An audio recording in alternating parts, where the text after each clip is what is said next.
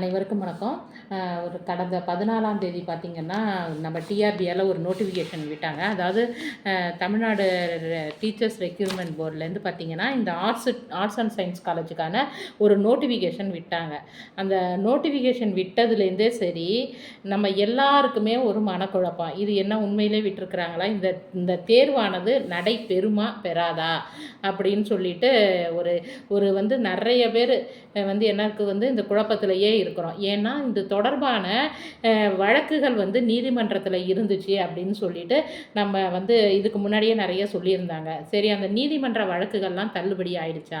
அப்படி தள்ளுபடி ஆயிடுச்சுன்னா அதுக்கப்புறமேல் இந்த நோட்டிஃபிகேஷன் விட்டுருக்குறாங்க. இதனுடைய உண்மையான நிலைமை என்ன அப்படின்னு சொல்லி தெரிஞ்சுக்கிறது சம்மந்தமாகவும், ஏன்னா இது உண்மையாக என்னன்னு தெரிஞ்சுக்கிறதுனா தான் நம்ம அடுத்து நம்ம படிக்கலாம் அப்படிங்கிற மாதிரியான சூழலில் நிறைய பேர் இருக்கிறாங்க. இதுக்கெல்லாம் கேட்ஸ் எல்லாம் தள்ளுபடி ஆயிடுச்சா இல்லையான்னு கேட்டிங்கன்னா, நமக்கு அதை பற்றிய தெளிவான விவரங்கள் எதுவுமே எங்களுக்கு கிடைக்கல. ஆனால் இந்த சூழ்நிலையில் டிஆர்பி இப்படி ஒரு நோட்டிஃபிகேஷன் விட்டுருக்குறாங்க. இந்த தேர்வு நடக்குமா அப்படின்னு சொல்லி கேட்டிங்கன்னா, கட்டாயம் நடக்குங்க. ஏன்னு சொல்லி பார்த்தீங்கன்னா, அவங்க கிட்டத்தட்ட ஒரு 10-12 வருஷமாக உங்களுக்கு இதுவே போடலை. அது ஒரு பெரிய ட்ராபேக். அதாவது ஒரு 4000 போஸ்டிங் இருக்குது அரசு கலை கல்லூரிகளில். இவ்வளவு ஒரு வேக்கன்சி இருந்துட்டு அதில் டெம்பரவரியாக இருக்கும்போது மாணவர்களினுடைய கல்வித்திறன் பாதிக்கப்படுது அப்படின்னு சொல்லிட்டு மிகப்பெரிய குற்றச்சாட்டாகவே இது இருந்துக்கிட்டு இருக்குது. அவங்களும் லாஸ்ட் இயர் அதாவது இந்த 2019 நாங்கள்லாம் அப்ளை பண்ணிவிட்டு என்ன பண்ணிட்டோம், அது அப்படியே வித்ரா கூட ஆகலை. இவங்க ஆட்சி வந்ததுக்கப்புறமே 4000 போஸ்டிங்கில் இது பண்ணும்போது 2019 அப்ளை பண்ணவங்க இதுக்கு அப்ளை பண்ண வேண்டாம்னு சொன்னாங்க. ஆனால் அது தொடர்பான எந்த செய்தியும் பார்த்திங்கன்னா இந்த நோட்டிஃபிகேஷனில் இல்லை. அதேமாரி பார்த்திங்கன்னா, உங்களுக்கு இந்த நோட்டிஃபிகேஷனில் இன்னும் பல செய்திகள், இந்த எக்ஸ்பீரியன்ஸ் சர்டிஃபிகேட் சம்மந்தமாலாம் நிறைய நமக்கு ஐயப்பாடுகள் இருக்குது. ஏன்னு சொல்லி பார்த்திங்கன்னா, அந்த டாக்குமெண்ட் அதாவது அப்லோட் பண்ணுறதுல பார்த்திங்கன்னா, உங்களுக்கு எக்ஸ்பீரியன்ஸ் சர்டிஃபிகேட் அப்படிங்கிற ஒரு காலமே சுத்தமாக நமக்கு கொடுக்கல. அதனால இந்த ப்ரைவேட் காலேஜில் இருக்கிறவங்க எங்கள் எக்ஸ்பீரியன்ஸையும் ஏற்றுக்கணும் அப்படிங்கிற மாரியான ஒரு கோரிக்கைகள் வைக்கக்கூடிய சூழல்கள்லாம் உருவாகுது. இப்படிப்பட்ட பல சூழல்கள் இருக்கும்போது அவங்க இப்போ மறுபடியும் என்ன பண்ணலாம், அந்த பிரைவேட் காலேஜில் உள்ளவங்க எங்களுக்கும் கொடுங்க அப்படின்னு சொல்லிட்டு நீதிமன்றத்தை நாடக்கூடிய ஒரு சூழல் இருக்குது அப்படிங்கிறது தான் இதனுடைய ஒரு பொதுவான ஒரு நிலையாக இருக்குது. அப்போ இப்படிப்பட்ட சூழ்நிலையில் இந்த தேர்வு நடக்குமா நடக்காதா? இப்போ அரசாங்கம் இந்த நோட்டிஃபிகேஷனை விட்டுட்டாங்களே, இது நடக்குமா அப்படின்னு சொல்லி கேட்டிங்கன்னா கட்டாயம் நடக்குங்க. அப்போ நீங்கள் கேட்பீங்க, அப்போ கோர்ட்டு அவமதிப்பு வழக்கு ஆகாதா அப்படின்னு சொல்லிட்டு நமக்குள்ள ஒரு ஐயப்பாடு வரும். ஆனால் இந்த மாரியான ஒரு சூழ்நிலை எப்போ ஏற்பட்டுச்சு அப்படின்னு சொல்லி பார்த்தீங்கன்னா, கடந்த டிஆர்பி, அதாவது 2011-12 அந்த வருடம் எனக்கு சரியாக ஞாபகம் இல்லை. அதற்கு முன்னாடி ஒரு டிஆர்பி நடைபெற்றுச்சு இதே கவர்மெண்ட்டில். அப்போ அந்த டிஆர்பி அப்போ என்ன பார்த்தீங்கன்னா, அப்பையும் இதேமாரி ஒரு சூழ்நிலை. எப்போ நம்ம நோட்டிஃபிகேஷன் விட்டாலும் சரி, உடனே கேஸுன்னு சொல்லி போட்டுட்டு அப்போ ஒரு சூழ்நிலை இந்தமாரி நடந்துச்சு.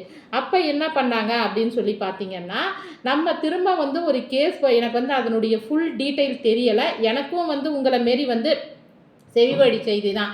ஏன்னா அந்த அரசாணையெல்லாம் என்கிட்ட எதுவும் இல்லை. இதுக்கு ஆத்தன்டிக்கான ரிப்போர்ட் இருக்குதான்னு சொல்லி கேட்டிங்கன்னா எங்கள்கிட்ட இல்லை. ஏன்னா நாங்கள் இப்போ இது பண்ணதெல்லாம் ஒரு 10, 12, 13 வருஷத்துக்கு முன்னாடி உள்ளதை நான் சொல்கிறேன். அப்போ இந்த மாதிரியான சமூக வலைத்தளங்கள்லாம் பெருசாக இல்லாத ஒரு காலகட்ட சூழல்.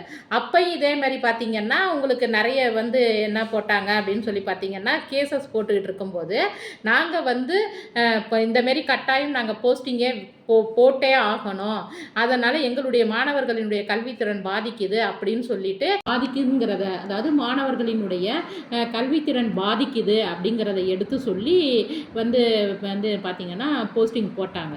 அப்படி அந்தமாரி ஒரு சூழல் இருக்கும்போது அவங்க நீதிமன்றத்தில் இந்த மாரியான ஒரு செய்தியை இது பண்ணும்போது அவங்க என்ன சொன்னாங்க, அப்படி தான் அந்த இதை போட்டாங்க. அப்போ இருந்த சூழ்நிலையில் அந்தமாரி இந்த அடிப்படையில் இந்த நோட்டிஃபிகேஷன் இருக்குதா இல்லையா அப்படிங்கிறதும் தெரியலை. ஏன்னா நமக்கே இவ்வளோ விவரம் தெரியும் போது அவங்க எல்லாமே இது பண்ணிட்டு ஒரு மேல்நிலையில் இருக்கிறவங்க, அப்படிப்பட்டவங்க இந்த சூழ்நிலையில் இந்த நோட்டிஃபிகேஷனை விட்டுருக்குறாங்க அப்படின்னு சொன்னாங்கன்னா அவங்க கட்டாயம் தேர்வை நடத்தியே ஆகணும் அப்படிங்கிற ஒரு சூழ்நிலையில் தான் இந்த நோட்டிஃபிகேஷனை விட்டு தேர்வு நடத்தணும்னு இருக்கிறாங்க. அதனால் யாரும் வதந்திகளை எல்லாம் நம்பாதீங்க. இதெல்லாம் நடக்காது, போகாது, வராது அப்படிங்கிற வதந்திகளை எல்லாம் யாருமே நம்பாதீங்க. நீங்கள் என்ன பண்ணுங்க, முழு மூச்சோட நீங்கள் என்ன பண்ணிடுங்க, எல்லாருமே படிக்க ஆரம்பிச்சிருங்க. ஏற்கனவே படிச்சுட்டு இருந்தவங்க திரும்ப ரிவைஸ் பண்ணுங்க. இதுதான் நாங்கள் உங்களுக்கு சொல்கிறதாக இருக்கோம். ஏன்னா அதனுடைய சரியான உங்களுக்கு ஒரு ஏதாச்சும் ஒரு இது, ஏன்னா நான் தான் சொல்லிட்டேனே, இது அப்போல்லாம் எங்களுக்கு இந்த மாதிரியான இதெல்லாம் தெரியாது. இந்த சமூக வலைத்தளங்கள்லாம் எங்களுக்கு இவ்வளோ தூரிய பழக்கம் கிடையாது. ஆனால் இதேமாரி ஒரு சூழ்நிலை அப்போ இருந்துச்சு. அப்போ ஆனால் கவர்மெண்ட் ஸ்டபனாக போஸ்டிங் போட்டாங்க. லாஸ்ட் இதுக்கும் இல்லை ஒரு முன்னாடின்னு நினைக்கிறேன். அதனால் இவங்க இப்போ விட்டுருக்குறாங்கன்னா ஷியூராக போஸ்டிங் போடுவாங்க. அதனால தான் அவங்க இத்தனை நாள் கழிச்சும் பார்த்திங்கன்னா நமக்கு இப்போ அனௌன்ஸ்மெண்ட் விட்டுருக்குறாங்க. இதற்கு மேலே அந்த 2019 அப்ளை பண்ணவங்க திரும்ப அப்ளை பண்ணணுமா என்ன ஏது அப்படிங்கிறதெல்லாம் பார்த்திங்கன்னா நமக்கு அந்த ஆன்லைனில் அவங்க ஓப்பன் பண்ணதுக்கு அப்புறமேல தான் நமக்கு மேற்கொண்டு பல விவரங்கள் எல்லாமே நமக்கு தெரிய வரும். வேணா மாதங்கள், அதாவது எக்ஸாமினேஷன் நடக்கிற மாதங்கள் வேணா 1, 2 நமக்கு தள்ளி போகலாமே தவிர கட்டாயம் நமக்கு என்ன நடக்கும், இது அதாவது என்ன நடக்கும்னா எக்ஸாமு கட்டாயம் நடந்தே தீரும். அதனால் யாரும் என்ன பண்ணாதீங்க, இது நடக்காது போகாது வராதுன்னு சொன்னீங்கன்னா யாரும் நம்பாதீங்க தயவுசெய்து. நீங்கள் தயாராகிட்டு அதுக்கப்புறமேல் கூட நம்ம என்னவா இருக்கலாம், தைரியமாக இருக்கலாம். ஆனால் நடக்காதுன்னு வச்சுட்டு அவங்க கடைசி நேரத்தில் எக்ஸாமை நடத்திட்டாங்கன்னா ஐயோ நம்ம இன்னும் கொஞ்சம் படிச்சுட்டு இருந்திருக்கலாமோ, இன்னும் கொஞ்சம் மார்க் வாங்கியிருந்துருக்கலாமோ, கொஞ்சம் அசால்ட்டாமல் இருந்துட்டோமே அப்படிங்கிற மாரியான சூழ்நிலைக்கெல்லாம் யாரும் என்ன பண்ணிட வேண்டாம், போயிட வேண்டாம். ஏன்னு சொல்கிறேன், இந்த தேர்வு கூட தேதி கூட ஏன் இப்படி தள்ளி போகுதுன்னு பார்த்தீங்கன்னா, அந்த எலெக்ஷனுக்காண்டி நம்ம எஸ்டிடி எக்ஸாமுக்கே பார்த்திங்கன்னா அவங்க ஜூன் சொல்லிட்டு டென்டேட்டிவ் தான் கொடுத்துருக்குறாங்க. அப்போ ஜூன் மாதம் தான் உங்களுக்கு வாக்குப்பதிவு எண்ணிக்கை நடைபெறும் போது அது தொடர்பான சில வேலைப்பளு காரணமாக அது ஓரிரு மாதங்கள் தள்ளி போகலாம். அவங்க ஜூன்னு சொன்னதே ஒரு ஜூலை ஆகஸ்ட்டுன்னு எஸ்டிடி எக்ஸாம் தள்ளி போகும்போது நம்மளுடைய எக்ஸாமும் அதே நேரத்தில், ஏன்னா நமக்கு அந்த சமயத்தில் எல்லா ஒர்க்கும் அவங்களுக்கு முடிஞ்சிருச்சுன்னா அவங்க ஆகஸ்ட்டில் கூட வச்சிடலாம். அதில் நம்மளுக்கு எந்தவித ஐயப்பாடும் கிடையாது. அதனால் நம்மளுடைய முயற்சிங்கிறது ஆகஸ்ட் அப்படின்னே சொல்லியே நம்ம என்ன பண்ணணும், எய்ம் பண்ணி படிக்கணும். அதனால் கட்டாயம் எல்லாரும் படிங்க. ஏன்னா இந்த கேசஸ் அது இதெல்லாம் பற்றி நம்ம கவலைப்பட வேண்டியதே கிடையாது. அவங்களுக்கு அதாவது என்னது, நம்மளை விட அதிகமாக படித்து ஒரு உயர் பதவியில் இருக்கிறவங்களுக்கு இதை எப்படி கொண்டுட்டு போகணுங்கிற ஒரு ஐடியாஸ் இருந்திருக்கும்.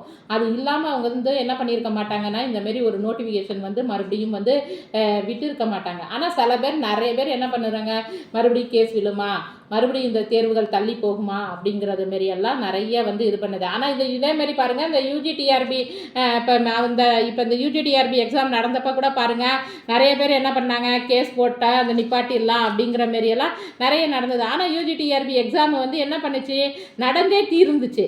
அதேமாரி தான் இந்த ஆர்ட்ஸ் டிஆர்பியும் கட்டாயம் என்ன பண்ணோம், நடந்தே என்ன பண்ணுவாங்க, நடத்தியே தீர்வாங்க. அதனால் நீங்கள் என்ன பண்ணுறீங்க, இதெல்லாம் எதுக்குமே நீங்கள் இடம் கொடுக்காதீங்க. நீங்கள் உங்களுடைய முயற்சியை சிறப்பான முறையில் செஞ்சுக்கிட்டு இருங்க. அதேமாரி பார்த்தீங்கன்னா இதனுடைய எக்ஸாமினேஷன் பேட்டர்ன் அப்படிங்கிறது பார்த்தீங்கன்னா மற்ற பேட்டர்ன்களை விட கொஞ்சம் எக்ஸாமினேஷன் பேட்டர்ன் அந்த கொஸ்டின் பேப்பரினுடைய அமைப்பு அவங்க எப்படி கேட்பாங்க அப்படிங்கிறது பார்த்துட்டு உங்களுக்கு சில விஷயங்கள்லாம் அதில் சொல்லியிருக்கிறாங்க. அதாவது இந்த கல்லூரி பேராசிரியர் பணியிடத்துக்கு பார்த்தீங்கன்னா அவங்க நல்ல ஹை லெவலில் தான் இது பண்ணியிருக்கிறாங்க. அவங்க உங்களுக்கு கொஸ்டின் பேப்பரை ஒரு நார்மலாலாம் வைக்க மாட்டாங்க. நாங்கள் என்னென்னா, நான் இப்போ தமிழ் மேஜர்னு இருக்கிறேன்னு வச்சுக்கோங்களேன், அதுக்கு மேலோட்டமாக அதில் ஒரு கொஸ்டின்லாம் கேட்க மாட்டாங்க. அதாவது தொல்காப்பியத்தில் எழுத்ததிகாரத்தில் கூறப்படும் செய்திகளை விவரி அப்படிங்கிற மாரியெல்லாம் மேலோட்டமாலாம் கேட்க மாட்டாங்க. ஒரு ஆய்வு நோக்கத்தில் தான் அவங்க என்னன்னு சொல்லுவாங்க, உங்களுடைய கொஸ்டின் பேப்பரை அமைச்சிருப்பாங்க. அப்போ அவங்க என்ன கேட்கலாம், இப்போ ஒரு புரிச்சொல் இருக்குது அப்படின்னு சொல்லி இருக்குதுன்னு வச்சுக்கோங்க, அதுக்கு ஒரு கொஸ்டின் கேட்கலாம். அதில் என்னன்னு சொல்லி பார்த்தீங்கன்னா, அப்போ அகராதியலுக்கு தொல்காப்பிய உரியியல் என்பது முன்னோடியை அமைந்த விதத்தை பற்றி விளக்குக அப்படின்னு சொல்லிட்டு அவங்க நம்ம அதாவது அகராதிக்கு தொல்காப்பிய உரியியல் என்பது முன்னோடியாய் அமைந்த விதத்தை விளக்குக அப்படிங்கிற மாரி தான் கொஸ்டின் வரும். அப்போ நம்ம அதற்குரிய தரவுகளை எடுத்து நம்ம என்ன பண்ணணும், ஆன்சர் பண்ணணும். அதாவது அவங்களுடைய கொஸ்டின்ங்கிறது ஆய்வு கண்ணோட்டத்தில் தான் இருக்கும். அதான் இந்த யூனிவர்சிட்டிஸ்லலாம் பார்த்தீங்கன்னா இந்த போஸ்டிங் போடும்போது அதனுடைய இந்த ஏபிஐ ஸ்கோர் எல்லாம் பார்க்கும்போது நம்மளுடைய குவாலிஃபிகேஷனை வந்து அவங்க அனலைஸ் பண்ணும்போது என்ன பண்ணுவாங்கன்னு சொல்லி பார்த்தீங்கன்னா ரொம்ப டீப்பாக தான் வந்து என்ன பண்ணுவாங்க, நம்மளுடைய கல்வி தகுதியை வந்து நிர்ணயித்து பார்ப்பாங்க. அதாவது ஒரு பொருளை கொடுத்து அதை ஒரு சாப்டரை கொடுத்து அதில் ஒரு எக்ஸ்பிளைன் பண்ணுற மாரி கொஸ்டின் வைப்பாங்க. விதிகள்னு இருந்துச்சுன்னா அதை அப்ளை பண்ணுற மாரி கொஸ்டின் இருப்பாங்க. அல்லது ஒரு கோட்பாடுன்னு இருந்துச்சுன்னா அதை நிறுவுக அப்படிங்கிற மாரியான கொஸ்டின் இருக்கும். அல்லது என்னது, இது ஒரு கூற்றை கொடுத்து இது சரியா தவறா அப்படிங்கிற மாரியான கொஸ்டின்ஸ் இருக்கும். அதை தான் வந்து இந்த இதில் வந்து இந்த நோட்டிஃபிகேஷன்லேயே பார்த்தீங்கன்னா அந்த இது நமக்கு அந்த எக்ஸாமினேஷன் அந்த பேஜை நான் வந்து உங்களுக்கு இன்க்ளூட் பண்ணுறேன். அந்த 18வது பேஜில் பார்த்தீங்கன்னா அவங்க கொடுத்துருப்பாங்க அப்ளையிங், அனாலிசிங், எவாலுவேட்டிங், கிரியேட்டிங். அதனால் நம்ம இந்த மாரியான சூழ்நிலையில் வந்து இது பண்ணும்போது என்ன பண்ணணும்னா நமக்கு வந்து அதை பற்றி ஒரு தெளிவான புரிதல் இருக்கணும். அப்போ இந்த மாரி தான் எங்களுடைய எக்ஸாமினேஷன் வந்து இருக்கும் அப்படின்னு சொல்லிட்டு அவங்க வந்து சொல்லிட்டாங்க. அப்போ இவ்வளோ தூரம்லாம் அவங்க சிந்திச்சு கொடுத்துருக்குறாங்க அப்படின்னு சொல்லி பார்த்தீங்கன்னா கட்டாயம் எக்ஸாமினேஷன் நடந்தே தீரும். அதனால் நீங்கள் என்ன பண்ணுறீங்கன்னா தேர்வுக்கு தயாராகிறது தான் வந்து என்னன்னு பார்த்தீங்கன்னா மிகச்சிறந்த ஒரு வழிமுறையாக இருக்கும். அது மட்டும் இல்லாமல் நம்ம எங்களுடைய இந்த தமிழ் மேஜருக்கு வந்து ஒரு கொஸ்டினை எடுத்துக்கிட்டால் ஒரு சங்க அகப்பாடல்கள்னு இருந்துச்சுன்னா அது எப்படி முறையிலலாம் அணுகலாம் அப்படிங்கிறது தொடர்பாக ஒரு விரிவான வீடியோ நாளைக்கு வரும் பாருங்கள். நன்றி, வணக்கம்.